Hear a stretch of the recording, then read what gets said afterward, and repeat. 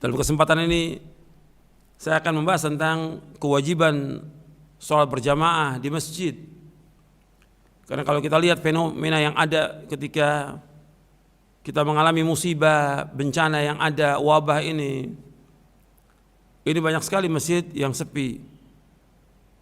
Kita harus lihat, kita kembali kepada asal, kepada pokok, bahwasanya sholat berjamaah itu yang perintahkan sholat berjamaah Allah dalam Al-Quran. Yang kedua Rasulullah SAW. Yang ketiga para sahabat. Dan kemudian dilaksanakan oleh semua para tabi'in, tabi'ut tabi'in. Makanya para imam berpendapat tentang sholat berjamaah itu hukumnya wajib. Kita perhatikan di sini, ya. Pemerintah dan juga MUI, Majelis Ulama Indonesia Pusat, telah menjelaskan ada daerah yang terkena wabah ini daerah merah, ada yang kuning, ada yang hijau. Ada himbauan untuk tidak mengadakan sholat berjamaah karena dikhawatirkan penularan. Dan juga ahli kesehatan menjelaskan demikian. Ini untuk daerah yang merah. Tapi untuk daerah yang hijau, saya akan berbicara ini tentang daerah yang hijau. Di Indonesia ini, di daerah hijau banyak yang hijau di Indonesia ini. Dan pemerintah mengumumkan juga, umpamanya terjadi di daerah umpamanya di satu kabupaten ada satu kecamatan yang terkena wabah daerah merah. Bukan berarti kecamatan yang lain juga ikut kena, tidak. Umpamanya di satu kecamatan, satu desa itu kena, bukan berarti desa lain kena. Itu seperti itu yang dijelaskan oleh pemerintah. Daerah hijau itu banyak. Daerah hijau itu banyak. Ribuan perumahan yang tidak kena wabah ini. Ribuan perumahan. Nah, ketika ini sudah jelas bahwa itu daerah hijau, berarti daerah aman, maka tetap sebagai seorang muslim wajib untuk sholat berjamaah. Nah, ini salah memahami tentang himbauan pemerintah atau himbauan MUI atau yang lainnya dari Departemen Kesehatan dan lainnya. Ini kita harus perhatikan bahwa sholat ini perintah Allah, sholat perintah Rasulullah SAW, dan kita kondisinya aman. Daerah perumahan ini banyak, ribuan perumahan. Nah, ini terjadi sekarang ini banyak orang yang gak sholat, padahal itu aman. Daerah perumahan gak ada orang lain, perumahan itu digembok, gak boleh orang lain masuk, aman. Ada cuma beberapa orang yang sholat berjamaah dikumandangkan azan, tapi yang lain gak sholat. Nah, yang lain yang gak sholat mengatakan, ini kan kita harus taat pada ulul amri, ini ikut himbauan pemerintah. Ini gak benar seperti ini. Ini alasan dicari-cari. Ini masalah berat loh, masalah hukum ini berat. Bukan masalah kecil. Masalah kaitan dengan iman, kaitan dengan kemunafikan, kaitan dengan hukuman Allah dan yang lainnya. Dengan tidak sholat. Kalau antum lihat, nggak pernah ada yang seperti ini terjadi dari zaman dahulu. Hatta dalam wabah. Antum lihat dalam wabah ketika terjadi di Syam, Abu Ubaidah ibn Jarrah terkena ta'un. Sebelum dia meninggal, dia berwasiat kepada Mu'adz bin Jabal radhiyallahu an untuk mengimami sholat. Ini daerah kena wabah. Disuruh Mu'adz bin Jabal untuk mengimami sholat. Maka Mu'adz bin Jabal radhiyallahu an, jadi Abu Ubaidah bin Jarrah radhiyallahu an, yang termasuk sahabat yang dijamin masuk surga, begitu juga Mu'adz bin Jabal, sholat bersama para sahabat yang lainnya dan tabi'in yang lainnya, sholat menjadi imam berjamaah.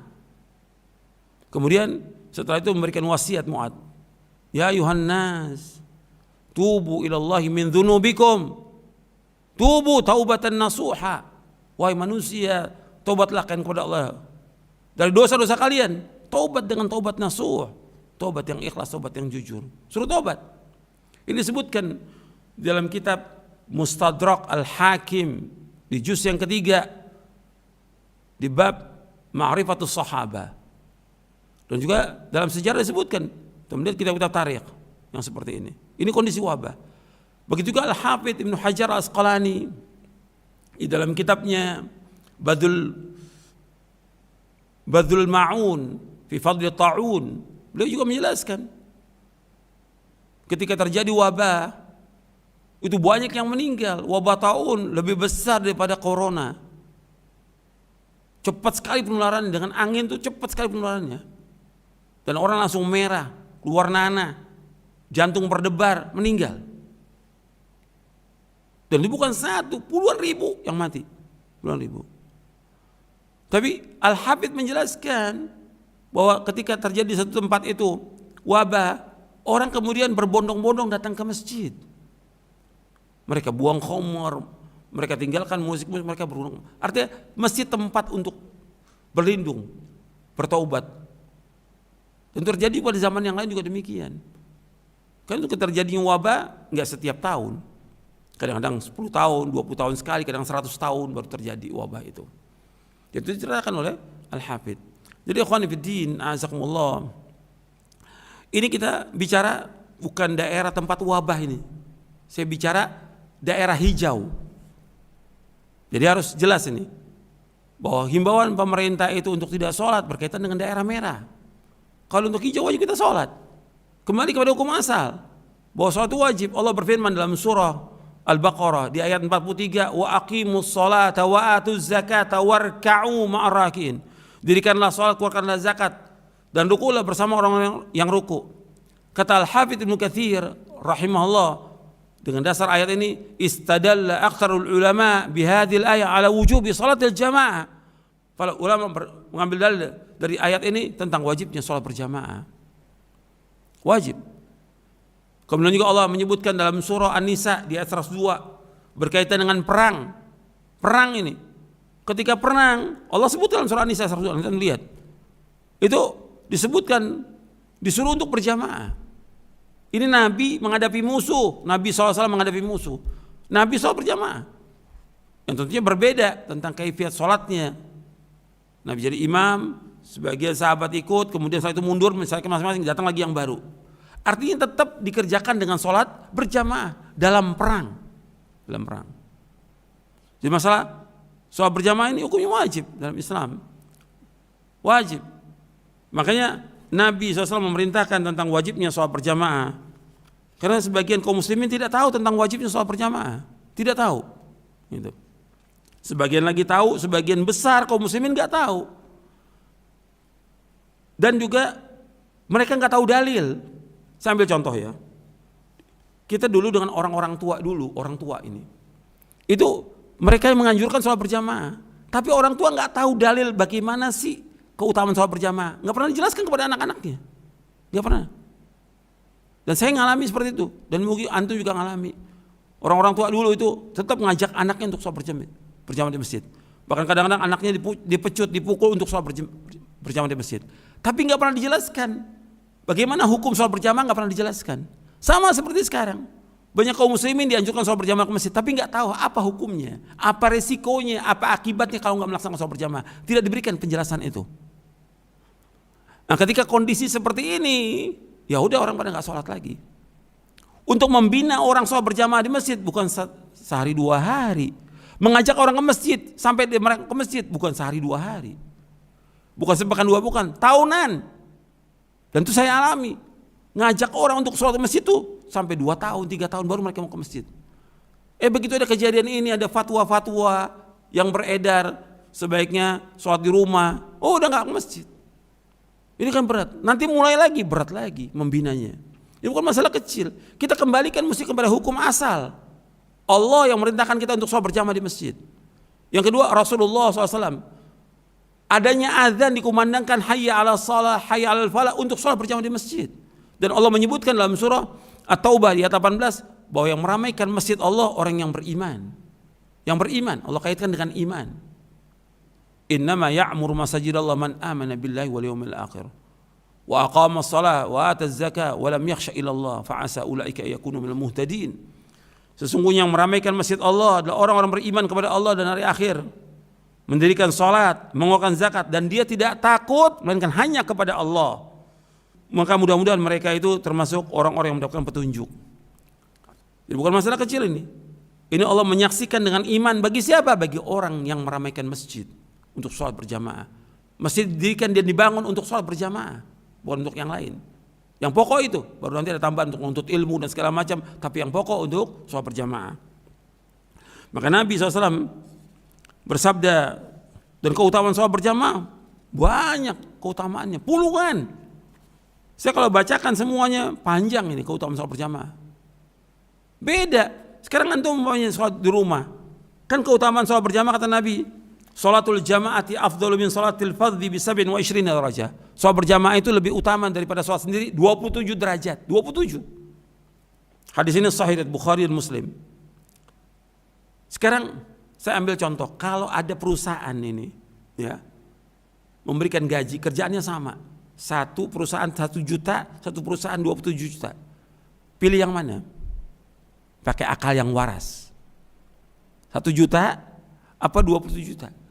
Orang milih gaji yang 27 juta kalau akalnya waras. Milih yang 27 juta. Mesti milih yang 27 juta. Sekarang sholat berjamaah di samping sholat sendiri juga belum tentu antum khusyuk, belum juga tumakninah, belum tentu juga benar. Beda dengan berjamaah. Antum lihat berjamaah ketika kita wudu dengan sempurna, kita jalan, setiap langkah menghapuskan dosa. Setiap langkah mengangkat derajat. Kita masuk masjid, malaikat mendoakan. Kita nunggu sholat, malaikat mendoakan. Allah maghfir lahu, Allah marhamu. Ya Allah ampunlah dia. Oh, sayangilah dia, rahmati. Apa antum gak mau doanya malaikat didoakan? Ketemu dengan teman, saudara kita salaman, menggugurkan dosa kita. Kata Nabi SAW. Keutamaan sabda, banyak sekali keutamaannya. Itu soal keutamaan puluhan. Saya gak perlu sebutkan tentang keutamaan, banyak sekali keutamaannya. Bahkan akan diberikan cahaya oleh Allah orang yang berjalan untuk sholat berjamaah. Dan ditulis itu puluhan. Saya tidak berbicara soal keutamaan, saya bicara soal tentang hukum sholat berjamaah, ini hukumnya wajib. Nabi bersabda sallallahu alaihi wasallam di dalam hadis yang sahih, sampai Nabi akan membakar rumah orang yang tidak sholat berjamaah. Nabi bersabda sallallahu alaihi wasallam, "Walladzi nafsi biyadihi laqad hamamtu an amura bihatabin liyukhtaba thumma amura bis salati fayu'adzana laha thumma amura rajulan fayumman nas thumma ukhalifa ila rijalin fa uharriqa alaihim buyutahum walladzi nafsi biyadihi law ya'lamu aduhum annahu yajidu arqan saminan aw mirmataini hasanatain la syahidal isya." Kata Nabi SAW, demi Allah zat yang jiwaku berada di tangannya, sesungguhnya aku berniat menyuruh mengumpulkan kayu bakar. Lalu aku menyuruh azan untuk sholat. Kemudian aku akan suruh seorang laki-laki mengimami orang-orang sholat. Setelah itu aku akan datang kepada orang-orang yang tidak menghadiri sholat berjamaah dan aku akan bakar rumah-rumah mereka.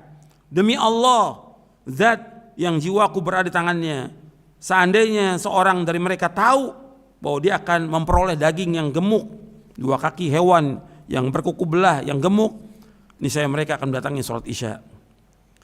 Hadis ini muttafaqun alaih, disepakati oleh Bukhari dan Muslim. Jadi Nabi akan mengancam, Nabi akan membakar. Kalau orang mengatakan, kan Nabi nggak membakar, nggak ada riwayat membakar rumah. Betul, Nabi nggak bakar, Nabi ancam. Tapi ancaman untuk menunjukkan dia orang itu, laki-laki ini meninggalkan sesuatu yang wajib, berdosa besar. Kenapa Nabi nggak bakar? Karena di suatu yang tidak wajib sholat, perempuan nggak wajib sholat, anak-anak nggak wajib sholat berjamaah. Kalau Nabi bakar, berarti semua kena dong. Tapi ancaman. Dan ketika ada orang yang tidak mengerjakan sholat, dia ada azan dipanggil ini, ada di rumah dia, dengar azan, tapi nggak sholat dia. Kalau keluar rumah bisa dia, ke pasar bisa, ke mall bisa, kerja bisa, kok ke masjid nggak bisa? Hayya 'alas shalah, panggilan Allah yang memerintahkan ini. Nabi yang memerintahkan untuk sholat. Dia nggak datang. Kata Nabi SAW, man sami'an nida falam ya'ti fala sholata lahu illa min udhrin. Barang siapa mendengar panggilan azan dan dia tidak datang, maka tidak ada sholat kecuali karena uzur. Barang siapa mendengar panggilan azan dia nggak datang, nggak ada sholat bagi dia kecuali uzur. Uzur syar'i seperti apa? Uzur syar'i seperti hujan lebat. Uzur syar'i seperti dia sakit, nggak mampu dia untuk datang. Tapi antum ingat ya, bahwa Nabi SAW dalam keadaan sakit tetap Nabi datang. Di zaman sahabat ada orang yang dipapah untuk sholat tetap datang ke masjid. Ini uzur. Saya contohkan lagi. Ada orang buta di zaman Nabi SAW. Buta, rumahnya jauh. Kemudian banyak pohon, buta, nggak ada penuntun. Ada binatang buas. Dia tanya, ya Rasulullah, apakah saya ada uzur untuk tidak sholat berjamaah? Awal Nabi katakan, iya, ada uzur. Nggak lama Nabi panggil lagi. Hal sami'tan nida, engkau dengar panggilan azan? Dengar Rasulullah. Kalau kamu dengar, fa'ajib, kamu datangi. Ini orang buta. Nabi suruh untuk sholat. Nggak ada uzur bagi dia. Apalagi orang melek. Ini hadis sahih riwayat Imam Abu Daud dan yang lainnya. Kalau orang buta aja suruh datang ke masjid, apalagi yang melek. Lah antum ini melek. Apa antum buta hati antum? Datang ke masjid, azan dipanggil untuk ke masjid, antum sholat berjamaah. Ini syiar agama Islam yang besar, syiar agama Islam yang besar. Sedang Allah mengatakan, wa may yu'azzim sya'irallah fa inna min taqwal qulub. Barang siapa yang mengagungkan syiar agama Allah, maka dia orang yang bertakwa. Allah sebutkan dalam surah Al-Hajj. Azan, sholat berjamaah, syiar agama Islam besar. Puasa, syiar agama Islam yang besar. Haji, syiar agama Islam yang besar. Ini syiar agama Islam yang besar. Dan antum perhatikan bahwa ini syiar agama. Nggak bisa orang beralasan kan kita harus taat kepada pemerintah. Ini saya bicara tentang daerah hijau, ribuan perumahan daerah hijau, ribuan perumahan. Dan itu MUI juga mengatakan kami tidak pernah melarang orang untuk sholat berjamaah, kami nggak melarang untuk sholat Jumat. Kembali kepada hukum asal wajib. Sekarang kalau kita mau kembali kepada hukum asal Quran dan Sunnah, Quran menyuruh kita sholat berjamaah, Sunnah Nabi, hadis Nabi menyuruh kita sholat berjamaah. Dan Nabi mencontohkan sampai akhir hayatnya Nabi SAW sholat berjamaah. Bisa beberapa hari menjelang meninggal dunia Nabi sakit. Wajib ini. Dan sepakat para ulama tentang wajibnya sholat berjamaah. Ini nas, ya, dalil ini. Bukan kaidah, dalil ini. Sekarang umpamanya ulil amri melarang kita tidak boleh sholat berjamaah. Ini daerah aman, daerah hijau. Ulil amri melarang kita. Boleh nggak kita taat? Boleh nggak kita taat? Tidak boleh taat. Umpamanya ulil amri melarang kita cukur jenggot, wajib nggak kita taat? Nggak boleh taat. Ulil amri melarang umpamanya perempuan nggak boleh pakai jilbab, apa kita taat? Tidak boleh kita taat. Kaidahnya apa? Dalilnya apa? Dalil dulu, bukan kaidah, dalil. Nabi bersabda, la ta'ata li makhluqin fi ma'siyatillah. Tidak boleh taat kepada makhluk dalam berbuat maksiat kepada Allah. Itu dalil, nggak boleh taat kepada makhluk dalam berbuat maksiat. Siapa aja dia. Antum lihat pada zaman Imam Ahmad bin Hanbal. Imam Ahmad bin Hanbal di zaman Ma'mun, kemudian dilanjutkan lagi oleh Mu'tasim, oleh Wathiq, bahwa mereka mempunyai pendapat Mu'tazilah, mengatakan Al-Quran makhluk. Semua ulama harus ikut pendapat ini. Imam tidak boleh taat. Debat Imam Ahmad dengan Ibnu Abi Du'ad, debat depan raja, depan penguasa, depan khalifah, debat. Tetap Imam Ahmad sampai di penjara berapa bulan Imam Ahmad. Tetap nggak boleh taat kepada ulil amri. Karena pemerintah menyuruh apa? Sesuatu yang mungkar, sesuatu yang bid'ah, untuk mengatakan Al-Quran itu makhluk. Imam Ahmad mengatakan Al-Quran kalamullah, ghairu makhluk. Quran itu kalamullah, bukan makhluk. Minhu bada wal yaud. Gak boleh taat kepada ulil amri dalam berbuat dosa dan maksiat. Gak boleh taat. Bahkan dalam athar para sahabat dan tabi'in disebutkan, mereka mengatakan kalau seandainya ibu kamu melarang kamu untuk sholat berjamaah, ibu melarang. Sekarang saya mau tanya kepada antum semuanya, wajib nggak taat kepada ibu? Wajib taat, orang tua. Sekarang dia melarang anaknya sholat ke masjid, wajib taat atau tidak? Tidak boleh taat. Kata imam ini, apabila ibumu melarang kamu untuk sholat berjamaah, nggak boleh kamu taat, kamu datangi sholat berjamaah. Wajib. Karena apa? Yang kita dahulukan perintah Allah dan Rasulnya. Perintah Allah dan Rasulnya kita dahulukan. Ini makhluk, ibu, bapak wajib kita taati. Tapi dalam apa? Dalam hal yang ma'ruf, yang maksiat nggak boleh.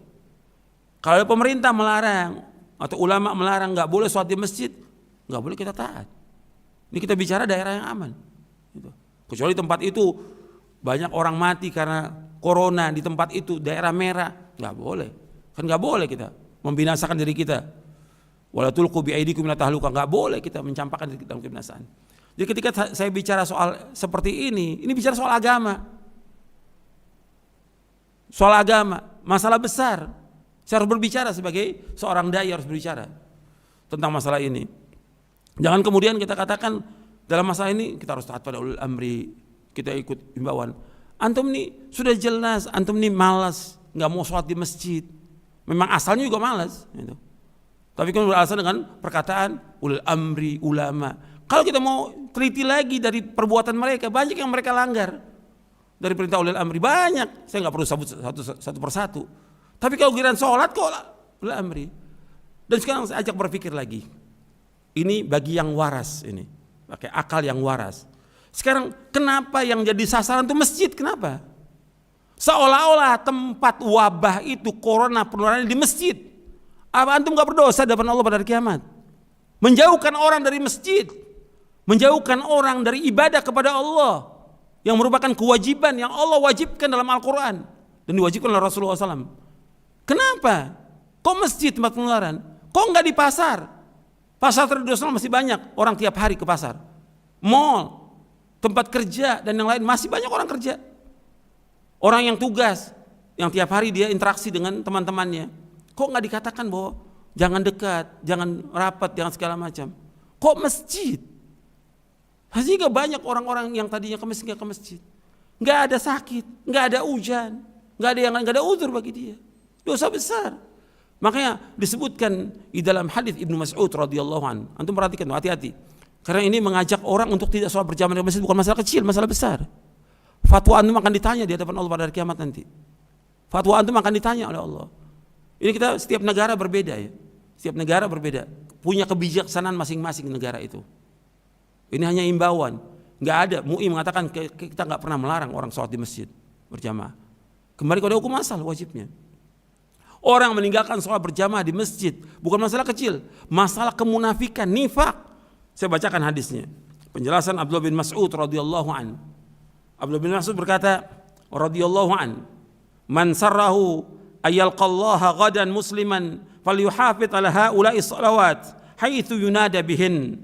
Fa inna Allah syara'a li nabiyyikum sallallahu alaihi wasallam sunanal huda wa innahunna min sunanil huda walau annakum shallaitum fi buyutikum kama yusalli hadzal mutakhallifu fi baiti la taraktum sunnata nabiyyikum walau taraktum sunnata nabiyyikum la dhalaltum wa laqad ra'aituna wa ma yatakhallafu anha illa munafiqun ma'lumun nifaq." Kata Abdullah bin Mas'ud radhiyallahu an, barang siapa yang senang bertemu dengan Allah di hari kiamat kelak dalam keadaan muslim, hendaklah ia menjaga salat yang 5 waktu. Dimanapun diseru, ada dikumandangkan adzan di mana, datang dia ke masjid itu. Sungguh Allah telah mensyariatkan kepada Nabi kalian sallallahu alaihi wasallam sunnah-sunnah yang merupakan petunjuk. Salat 5 waktu termasuk sunnah-sunnah yang merupakan petunjuk. Seandainya kalian salat di rumah kalian sebagaimana orang yang tertinggal ini salat di rumahnya, yaitu dia tidak salat berjamaah di masjid, niscaya kalian akan meninggalkan sunnah Nabi sekalian sallallahu alaihi wasallam. Seandainya kalian meninggalkan sunnah-sunnah Nabi kalian, niscaya kalian akan sesat. Dan saya melihat pada zaman kami para sahabat tidak ada orang yang meninggalkan salat berjamaah kecuali orang yang munafik, kecuali orang munafik yang telah diketahui kemunafikannya.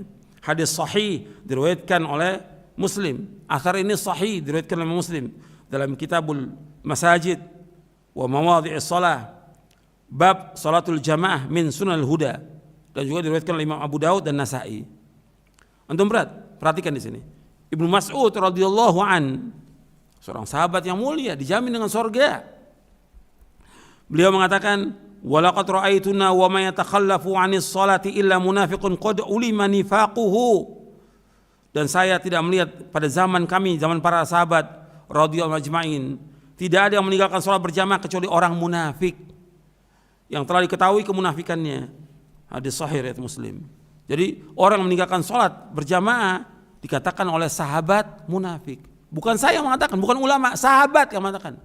Orang meninggalkan salat berjamaah yang dia dengar azan di daerah aman, nggak ada ketakutan, nggak ada uzur, dia nggak salat berjamaah, maka dia munafik.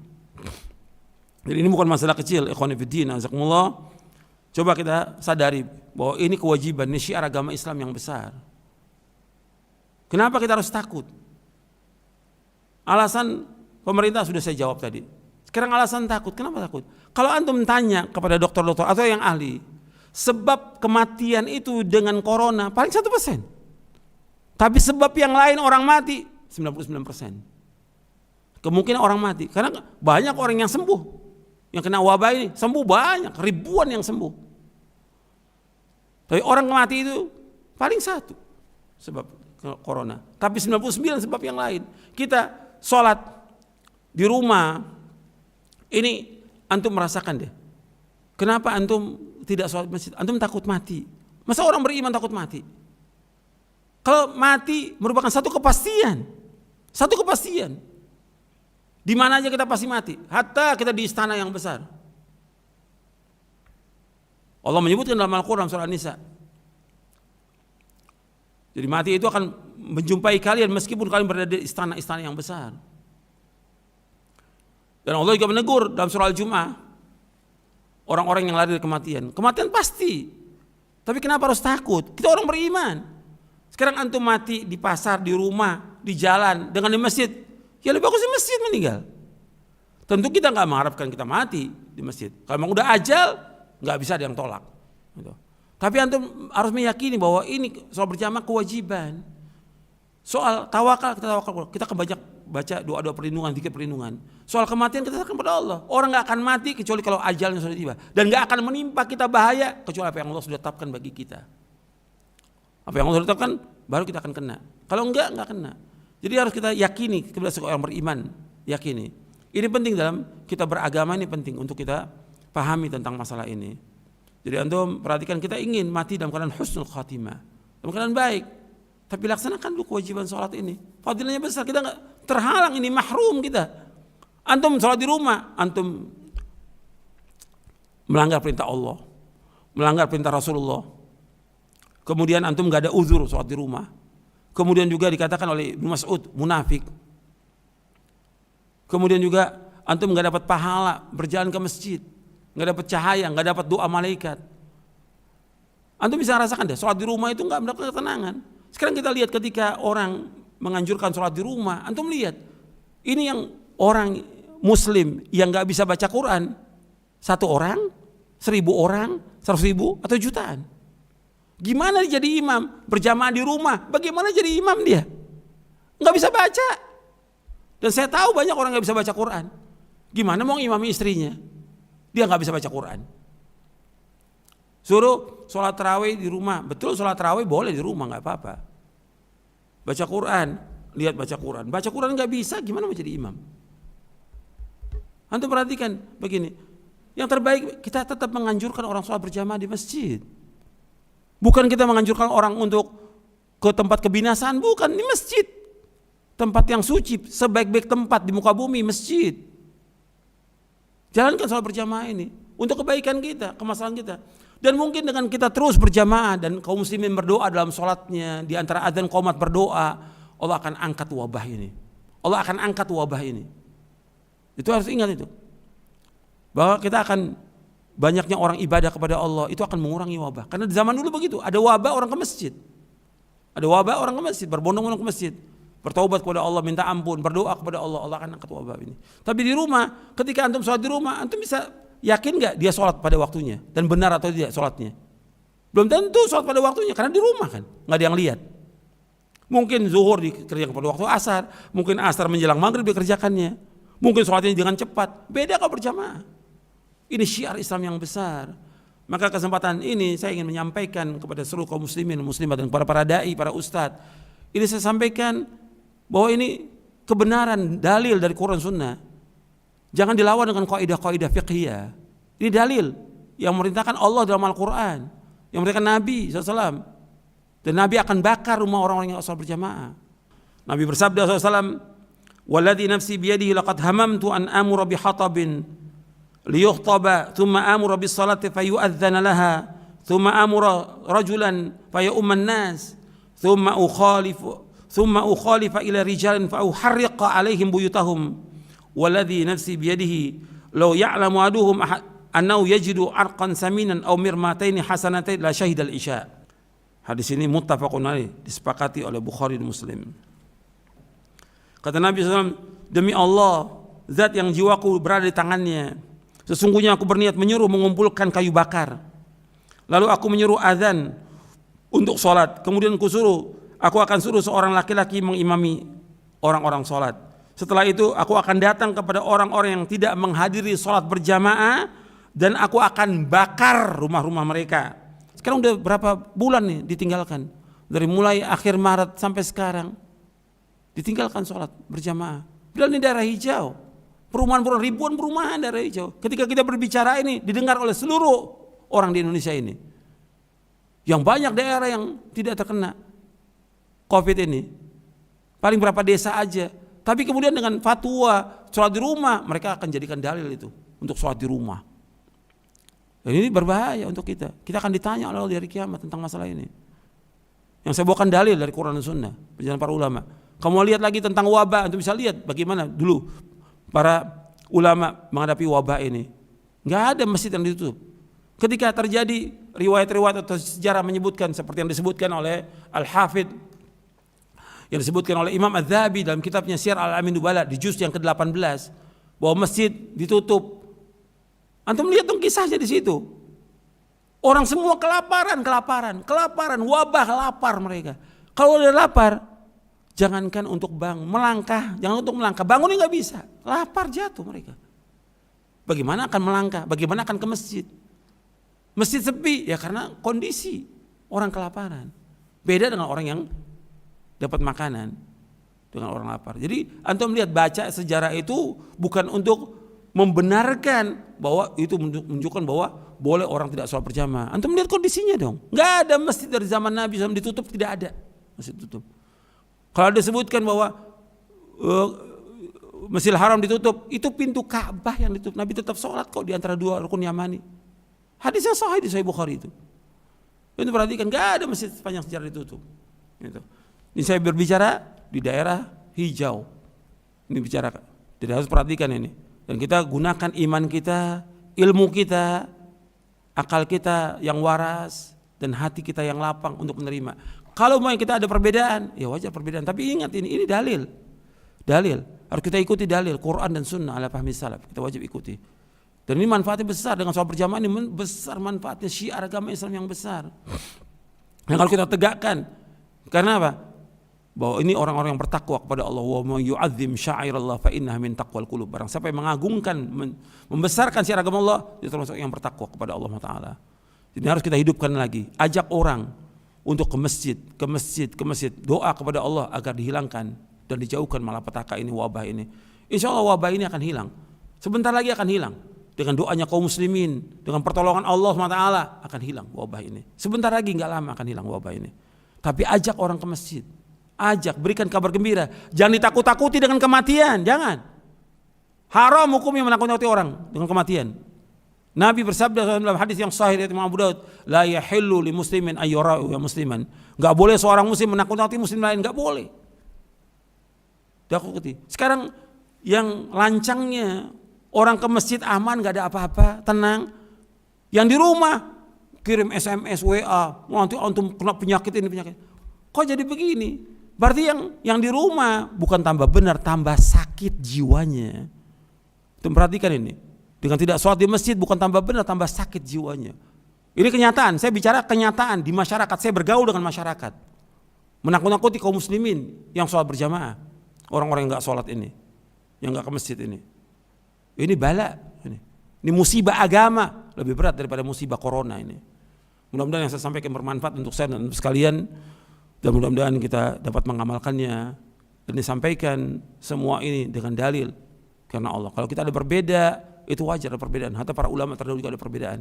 Tapi ini dalil, kita wajib tunduk pada dalil. Kita wajib taat pada Allah dan Rasulnya lebih daripada semuanya. Wassallallahu nabiyana Muhammadin sallallahu alaihi wasallam. Subhanakallah wa bihamdik, asyhadu an la ilaha illa anta astaghfiruka wa atubu ilaik. Assalamualaikum warahmatullahi wabarakatuh.